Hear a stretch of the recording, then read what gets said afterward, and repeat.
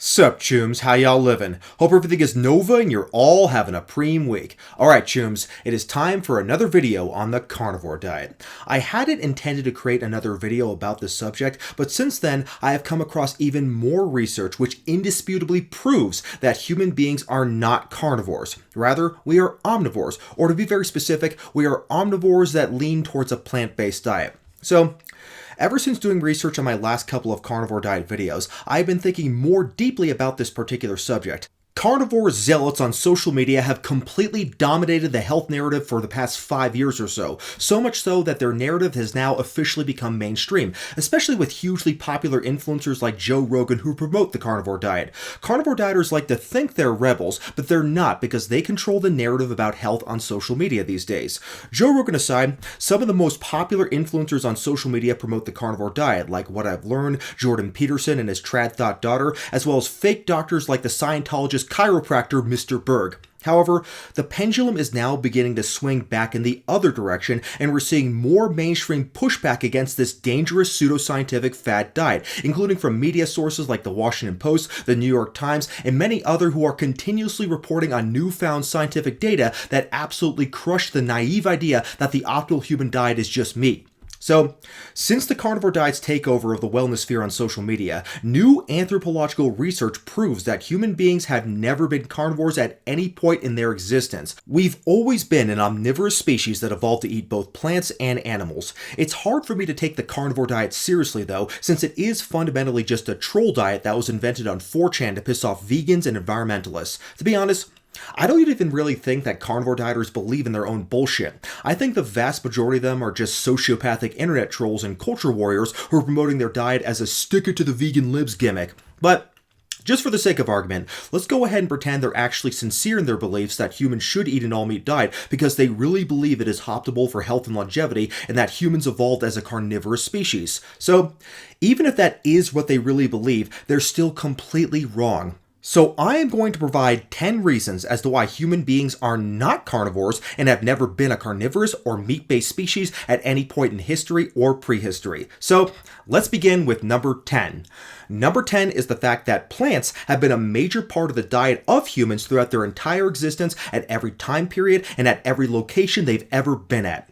Eating plants is not some new development that happened only with the onset of agriculture about 12,000 years ago at the end of the last ice age. Our earliest primate ancestors that we descended from were omnivores, just like we are today. Humans have always been omnivores, and so were all of our ancestors and closest relatives from the Great Ape Kingdom. The balance between meat and plants in the diet has varied over the epochs depending on the availability of the two types of food, but humans were never exclusively carnivores at any point in human history. So, it really makes me wonder, where does this myth come from that early humans were apex predators who exclusively ate just raw meat and only relatively recently added plants to their diet? Well, mostly it comes from a scientific paper from researchers at Tel Aviv University that was published in the year 2020.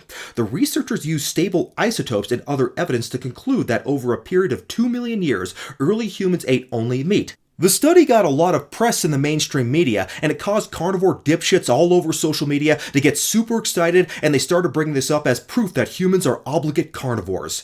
This is an article that hypes up the results of the study from the Times of Israel. Talking about prehistoric humans, the article says, quote, "The species spent some 2 million years as hyper-carnivorous apex predators that ate mostly the meat of large animals," unquote. The researchers who are quoted in the article don't talk like neutral scientists. In fact, they don't sound much different from social media influencers who are trying to stick it to vegans and vegetarians. For instance, one of them says, quote, "For many people today, the Paleolithic diet is a critical issue, not only with regard to the past, but also concerning the present and future. It is hard to convince a devout vegetarian that his or her ancestors were not vegetarians, and people tend to confuse personal beliefs with scientific reality," unquote.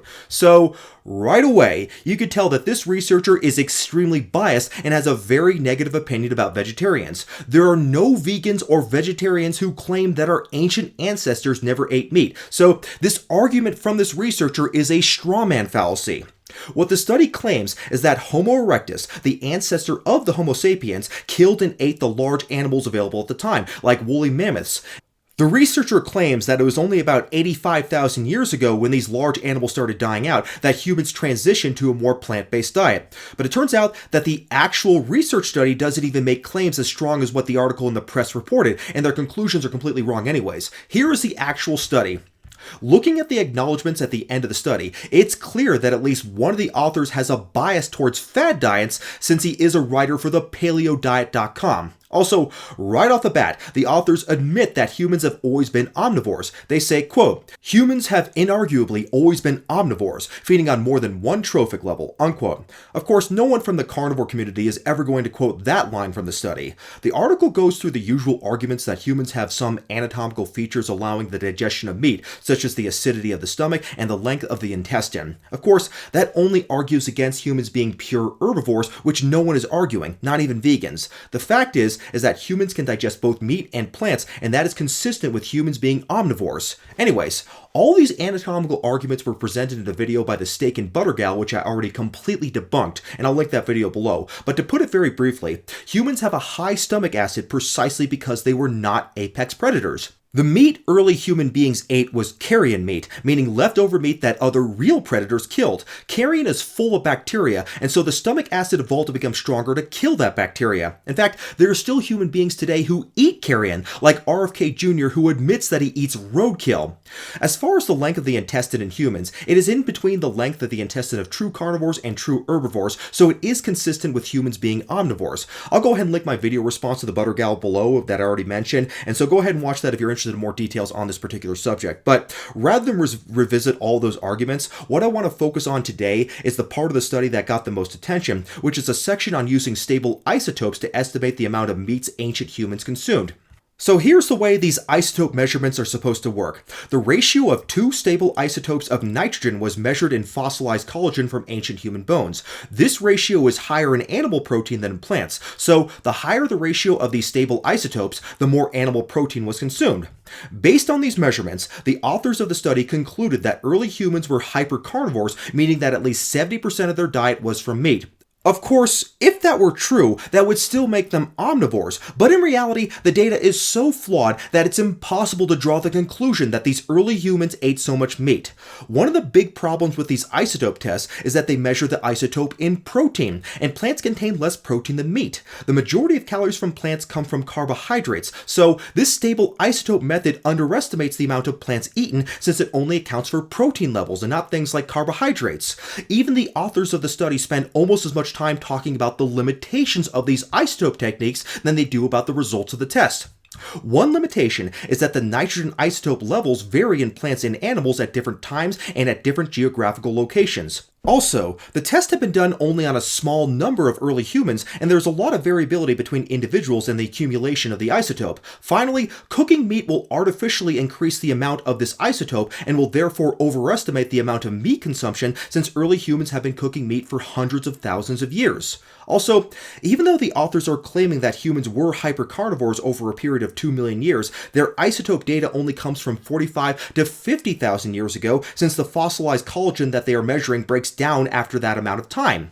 But the authors of the study actually claim that this period of hypercarnivorism ended 85,000 years ago when humans increased the amount of plants in their diet. So this data from 50,000 years ago doesn't even apply to the time period that they are claiming is when humans were hypercarnivores. So this research is not much more than a potential script for a Butter Girl video, to be honest, and the conclusions of the study have already been debunked by much better research. We now have good data that proves that plants have always formed a very large part of the human diet, including during the period that these authors claim that humans were hypercarnivores. First, we have this study here that shows that early humans used stone tools to prepare plants for eating as early as 780,000 years ago. The authors of the study point out that there is a bias towards overestimating meat consumption when examining the archaeological sites of prehistoric humans. That's because animal food leaves behind traces that don't degrade, like bones. Plant matter, on the other hand, easily deteriorates and disappears without leaving behind a trace, so it leaves behind a lot less evidence than meat does. This is one reason some people have claimed that prehistoric humans ate mostly meat, but that is misleading. So, to overcome this bias, the researchers examined under a microscope the tools used by early early humans and found abundant traces of many different types of plant matter wedged in the crevices of these tools. The research implies that, in contrast to what the carnivore gurus like to say, it is actually carbohydrates from plants that were necessary to drive the evolution of our increasingly large brains back then. The authors conclude, quote, "Our results indicate that lower Paleolithic Acheulean hominins invested time and labor in preparing a variety of plant foods in ways that increased their edibility and nutritional quality. These results emphasize the advanced cognitive abilities of the GBY hominids, adding unmatched evidence for the role of plant processing and consumption, a domain scarcely known but clearly a major component of the diet of our early ancestors," unquote. So if that's not enough evidence, there is also an even more recently published study that goes back even further to 2 million years ago. The researchers in this study overcame the limitations of the stable isotope study I already went over. That study can only go back 50,000 years because collagen deteriorates over that period of time. However, in this new study, the nitrogen isotopes are analyzed in the enamel of teeth, which is preserved for millions of years. Using this analysis, the study concluded that our earliest ancestors who lived up to 2 million years ago did not consume substantial quantities of meat. So, during this long period when human brains evolved to get bigger, it is clear that plants form the basis of the diet. There's no doubt that humans also ate meat during this period of time, but the evidence shows that humans have always eaten a large variety and quantity of plants because they are naturally omnivorous creatures. So, next up, let's go to number 9. Number 9 is the fact that unlike true carnivores, eating meat causes atherosclerosis in humans. True carnivorous animals like cats and even omnivorous animals like bears and dogs can eat as much meat as they want, but they never get atherosclerosis from eating meat. But in the case of human beings, not only do we get atherosclerosis from eating meat, it is the most common cause of death in the human species by quite a good margin. Humans are the only species of organism on the planet where the most common cause of death is atherosclerotic heart disease. It's practically non-existent in other animals, and if it does happen, it's usually in a controlled setting like in a laboratory for a clinical study. The fact that humans are susceptible to atherosclerosis shows that humans are not carnivores, they are omnivores. But until recently, it was not really clear why humans were more susceptible to atherosclerosis than any other animal. So, why is it that no other animal gets atherosclerosis, but in the case of humans, it is the most common cause of death by far? Well, that mystery has finally been solved. The reason why is because during human evolution, humans actually lost a gene that other animals have, and the lack of this particular gene is tied to the production of atherosclerosis caused specifically by eating red meat. Our human ancestors lost the gene to produce a specific acid in the body called NEU5GC. We lost this gene about 2 to 3 million years ago. Since humans don't produce NEU5GC, that means that when they eat foods that are high in NEU5GC, specifically red meat, the NEU5GC ends up triggering an inflammatory reaction due to the production of NEU5GC antibodies that not only trigger atherosclerosis, but can also cause colon cancer. So when you hear people on the carnivore diet who eat steak and butter every day and claim that it's a species-specific diet, they're completely full of shit. The carnivore diet is literally the least species-specific diet a human being could possibly follow, and that is because it causes diseases in humans due to a specific genetic mutation that occurred 2 to 3 million years ago that doesn't occur in any other animal on planet Earth. So, based on our genetics and evolution, we are not capable of eating red meat without developing atherosclerosis or colon cancer, so therefore it is not an appropriate food for human beings. Alright, let's move on to number 8. Research shows that the healthiest diets are mostly plant-based diets. This point follows my last point because it's clear that based on scientific evidence that diets that are lower in red meat and more heavily plant-based are associated with better health outcomes and improved health biomarkers in every capacity imaginable. The Mediterranean diet, for example, is based on the traditional diet of various cultures that have lived around the Mediterranean Sea for thousands of years. It is the only diet that has been consistently shown in multiple randomized controlled trials to lower the risk of cardiovascular events. On the other hand, there are no studies showing any longevity benefits from carnivore or ketogenic diets. None whatsoever. These diets all raise serum LDL cholesterol, and we know that increased LDL cholesterol correlates with the development of atherosclerosis. So all these diets will increase the risk of getting heart disease. Also, there are areas on the planet called blue zones, which have the greatest number of people living to over 100 years old. So, what do all these blue zones have in common, you may ask? Well, they all follow a predominantly, but not exclusively, plant-based diet. If humans were truly carnivores, then the longest-lived populations would not be the people who eat the most plants. That should be obvious. Alright, Moving on to number 7. Humans cannot produce their own vitamin C like carnivores can, and meat is lacking in many essential vitamins and minerals. Okay, so let's go ahead and start with vitamin C. All true carnivorous animals produce their own vitamin C, since meat generally lacks vitamin C. Of course, humans don't produce their own vitamin C. They have to get it from plant sources. If you look at a table of significant dietary sources of vitamin C from the NIH, you'll notice that all the sources are from plants. Meat contains no vitamin C. One exception to this rule is from organ meat, which does have a very small amount of vitamin C, but not nearly as much as what is found in plants. So, it is possible to get vitamin C on a carnivore diet if you eat organ meat, but it would have to be from raw organs since heat destroys vitamin C. So, carnivore dieters claim they don't need as much vitamin C in their diet as people on a plant-based diet because vitamin C is involved in carbohydrate metabolism and they don't consume a significant amount of carbohydrates, so therefore it's not a problem. However, let's not fool ourselves, chums. Vitamin C is still absolutely an essential vitamin, and it is not easy to get enough of it on a pure carnivore diet, even if their mechanistic hypothesis is true. So it's possible that some people on the carnivore diet will get enough vitamin C to avoid scurvy, and that's probably because most of them take vitamin C supplements, but scurvy has still been reported to occur on extreme carnivore diets, so it definitely can still happen. But one very important point the carnivore cult seems to forget is that just because you're eating enough vitamin C to prevent scurvy, that does not mean that you're eating optimal levels of vitamin C for health overall. Vitamin C is not just about stopping scurvy. It's also a very powerful antioxidant. It's important for wound healing. It has a strong anti-aging effect since it helps boost collagen production of the skin. It also boosts the immune system, and it helps with the absorption of certain minerals like iron. So to put this all into perspective, if we compare the vitamin C content from a single serving of liver to a single orange, a 100 gram single serving of liver has about 1.3 milligrams of vitamin C. A single orange, on the other hand, has about 70 milligrams of vitamin C. I know there is some dispute about this, but even the most optimistic sources show that raw liver doesn't have nearly as much vitamin C as what is found in plants. The recommended daily dose of vitamin C is about 90 milligrams per day. So even if you ate nothing but raw liver, you still wouldn't get anywhere close to that number. You may get enough vitamin C to stop scurvy, but if you want to experience all the other great benefits of vitamin C, then eat some damn fruit.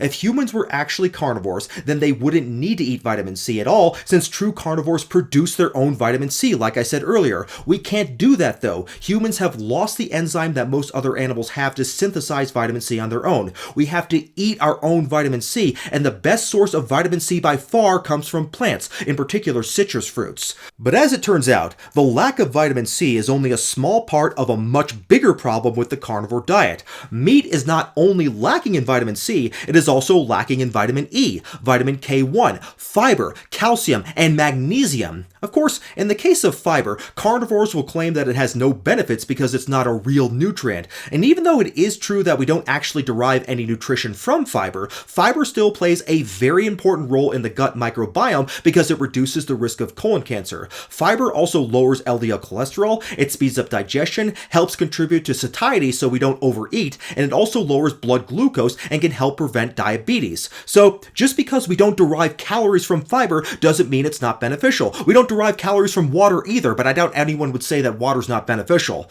Now, I know the carnivore dipshits are already writing in the comment section right now, "Oh yeah, well vegans have to supplement B12, so haha." Now, I know carnivores who are watching this video would absolutely love to make this a vegan versus carnivore culture war, but unfortunately for them, this isn't a vegan video.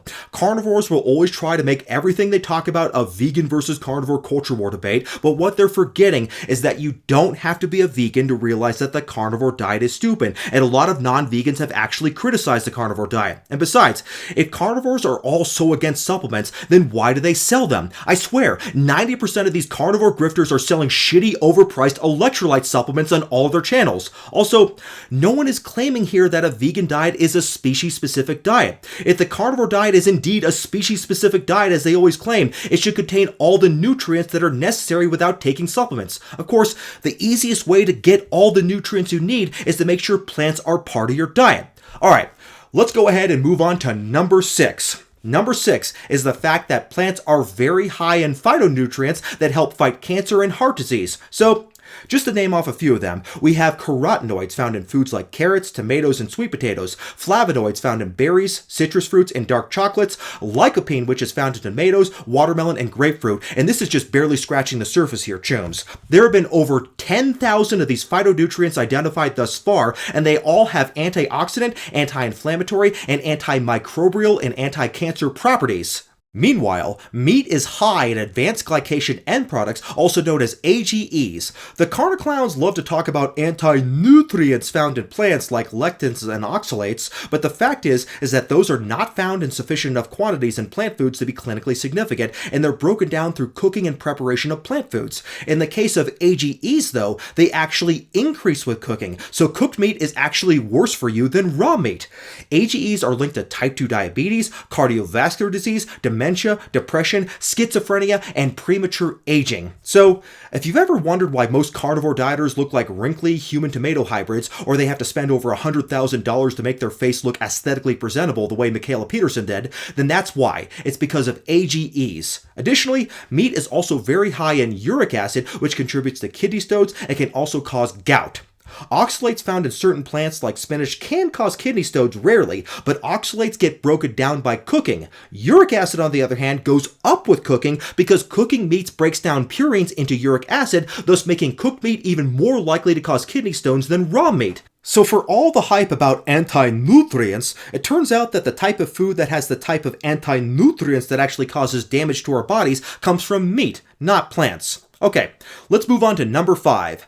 Human saliva contains salivary amylase. Pure carnivores don't have any salivary amylase, and that's because salivary amylase breaks down complex carbohydrates like starches. Studies show that carnivores do not have salivary amylase. On the other hand, all omnivorous animals do, including humans. So, if humans were truly a carnivorous species, why would they produce an enzyme that helps us break down starch, which comes exclusively from plant-based foods? Now, I have heard some carnivore dimwits try to counter this by mentioning how carnivores produce amylase in the pancreas, but that's misleading. The only reason some carnivores have any pancreatic amylase is because they occasionally ingest some plant material in the stomachs of the herbivores they eat, and this amylase helps them digest this trace amount of plant material. Humans, though, naturally have a diet that is rich in plants, and so humans have both salivary amylase and pancreatic amylase to digest this major food source. That's why cats who belong to vegans who feed them a vegan diet will often die young, because cats actually are carnivores, unlike human beings. Okay, time for number 4. Humans lack traits that are typical of carnivorous animals. We have a longer intestine, jaws that can move side to side, which is a trait that is better suited for chewing plants, as opposed to carnivores that just bite up and down and swallow without much chewing. We also lack natural anatomical features common on carnivorous animals, like night vision and claws. Like I already mentioned, the meat that we evolved eating in early times was likely carrion meat, which explains our stomach acidity, and it also may explain why humans generally don't enjoy killing animals, even though they like the taste of meat. It's because the meat we ate prehistorically came from animals that are already dead. And funny enough, that's something that hasn't changed in the slightest. Most people today cannot comfortably eat meat unless it is already dead and someone kills the meat for them. True carnivorous animals, on the other hand, will eat their prey when they are still in the process of dying, and they won't even feel a shred of remorse for their prey, no matter how much they are suffering. If humans were truly carnivores, then humans would not be bothered by animal cruelty. But we are. Most people are absolutely disgusted by it. They just don't have to think about it when someone else kills the animal for them. And I'll get more into that point a little bit later, but let's go ahead and move on to number 3. Meat is good for short-term survival and may have been a good source of calories in prehistoric times, but the paradigm has shifted dramatically these days. Now, we live in a world of complete abundance. The food that was once optimal for survival in ancient times is now detrimental for our longevity in modern times. First of all, if you go to any Walmart in the United States, it's very easy to see that we are no longer living in a world where it is difficult to get enough calories. Calorie-dense food is no longer an advantage for human beings, at least not in the developed world. It is now a disadvantage since far more people are killing themselves through overconsumption than underconsumption. Secondly, now that our lifespan has been extended through improved hygiene, vaccines, antibiotics, and other discoveries of modern medicine, the fact that a high-meat diet causes premature atherosclerosis is much more problematic for us as a species. The human lifespan has improved significantly, just in the last 50 years in fact, and it is way beyond the average lifespan of prehistoric humans especially, and this is true even if you discount the high infant mortality rate of previous eras. So, with humans living into their 50s, 60s, 70s, 80s, and beyond, the fact fact that the incidence of atherosclerosis increases exponentially with age means that as we get older, we are more and more likely to have atherosclerosis. That means a greater risk of heart attack, stroke, and peripheral vascular disease. To reduce the risk of atherosclerosis, we can exercise, treat high blood pressure and diabetes, and most importantly, reduce LDL cholesterol levels, which is directly related to the risk of atherosclerosis. Meat contains a lot of saturated fat, and saturated fat in the diet raises LDL cholesterol, and so it increases the risk of atherosclerosis. The carnivore diet completely ignores this fact, and the only reason most carnivore dieters are still alive today is because it is a relatively new fad diet, and atherosclerosis takes a long time to develop. In fact, I think it is safe to say that the only period in human history where there have ever been humans who ate a purely carnivorous diet is right now. This is not something that any sane people in the past would have ever considered to be a healthy diet, nor is it something that humans would ever naturally gravitate towards, which brings me to my next point. Number 2, people enjoy eating plants. If you watch any carnivore diet video like those from the Steak and Butter Gal, they often show some kid who is offended when offered some broccoli. He shakes his head and refuses. So, from this, Steak and Butter Gal concludes that people naturally want to eat meat and they hate to eat vegetables. That's because they think that meat is the natural diet for humans and plants are unnatural for us to eat because we're naturally carnivores. Of course, if you offer that same kid some Skittles and Sour Patch Kids, he'd push the meat away immediately and eat the sugar first. So, why the hell are we basing our diet on what some bratty kids like to eat? The truth is that these carnivore dieters are projecting. Their parents never taught them to eat vegetables when they were kids, so they now think that everyone else must hate vegetables too. But if people naturally crave meat and only meat, then who is forcing 99% of the population to eat both meat and plants, or even just plants alone in some circumstances? Carnivore dieters don't seem to think that it's possible that most people actually don't want to eat a meat-only diet and actually prefer having some plants in their diet, like having a baked potato with their meat, or some string beans, asparagus, or even some broccoli. People eat these foods because they enjoy them. The greatest and most cherished cuisines from countries all over the world feature dishes that are rich in fruits and vegetables. Dishes from Asia, the Middle East, Italy, France, Spain, Mexico, etc. They all feature scrumptious, delectable dishes that include plants because people don't want to just eat a boring slab of meat all the time. Plants add flavor to dishes that meat cannot provide, like sweet, spicy, as well as certain umami flavors. Hell, most people even season their meat with plants like peppers and hot sauce. So let's face it, people like eating plants because they are part of an omnivorous diet, and we naturally want to eat them because they taste good. People make their own decisions, of course, on what they like to eat, and aside from the small cult of carnivore dieters, people actually choose to eat vegetables. If we were free to choose what we eat, practically everyone on Earth chooses to eat an omnivorous diet because that is our species-specific diet. That's why most carnivore dieters end up quitting the diet because humans naturally want to eat plants. Okay, so now, finally let's get to number 1. The number 1 reason why humans are not carnivores is because humans have empathy. Alright, so this one is kind of my own take, but I think it makes sense. Humans are not savage killers, at least not most humans. If humans were actually carnivores, as carnivore dieters like to claim, they would be the only alleged carnivores that actually feel sorry for their prey. Most people, including people who eat meat, cannot stand animal abuse, and the only reason they're able to contribute to it is because the killing and processing of animals into meat is something they don't have to see. Most people who encounter a baby pig or baby cow would want to pet them, not eat them. No carnivorous animal has to engage in cognitive dissonance to eat meat, but humans do because we don't like hurting animals. In fact, humans are disgusted by animal cruelty. Our natural empathy as human beings gives us much more in common with plant-based animals like elephants who do show empathy, including to other animals who are not elephants. Humans are revolted by the sight of animals being killed. The inside of a factory farm is so horrific that the meat industry has lobbied for ag-gag laws that prohibit the filming inside of them since they know it makes them look bad. If an actual carnivorous animal saw the inside of a factory farm, though, they wouldn't be disgusted. It would make them salivate like they were at an all-you-can-eat buffet. Also, many people who eat meat, even carnivores, will virtue signal by talking about how they oppose factory farming. Even Steak and Butter Gals against it. And I think if there's middle ground here that we can all agree on, it's that factory farming is unethical. It's that factory farming is unethical. Today, I'll take you to McDonald's drive-thru and show you what I ordered. Yes, can I please get 8 patties? It's that factory farming is unethical. Did you know that if you order puppy patties... So this is completely hypocritical. Carnivore dieters claim they are against factory farming, yet they advocate for a lifestyle that will increase the demand for meat globally. So why the fuck do these carnivore twits think we have factory farming to begin with. It's because demand for meat is way too high to make any form of production scalable to the masses. That point is a bit of an aside though. The real reason I bring this up is because meat eaters will virtue signal about how they buy meat from local family farms because they're more humane. So let me ask this: what carnivorous animal actually gives a shit about the well-being of their prey? Animals like lions and hyenas will brutally kill their prey, causing slow and painful deaths, and they won't care in the slightest. And if we really craved meat like true carnivores do, why would we cook it and destroy all the precious nutrients? We'd want to eat the meat raw. Now, there are some people who do enjoy eating raw meat like steak tartare, but honestly, most people find it absolutely disgusting. And even raw meat still has to be butchered and prepared in a way that makes it more palatable than what is found in an animal carcass.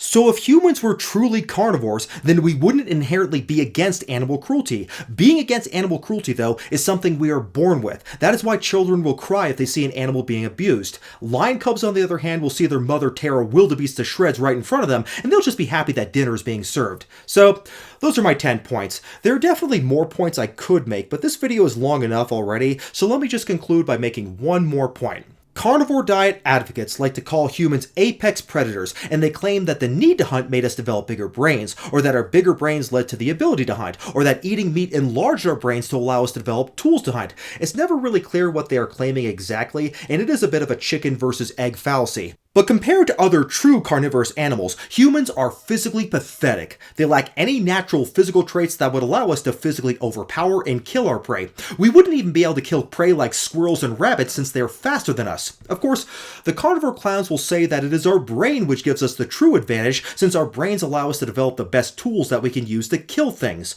Our brains allowed us to develop knives and spears and to plot out ways to trap and kill animals. So sure, we have our brains, and our brains are indeed remarkable, but is using our brains to kill things really the end stage of evolution? Should we be content with our brains having figured out ways to hunt and kill animals? Sure, our brains have helped us figure out how to kill animals, but our brains have also helped us figure out quantum mechanics and general relativity. It is our brains that have allowed us to send space probes beyond the orbit of Pluto and explore the solar system.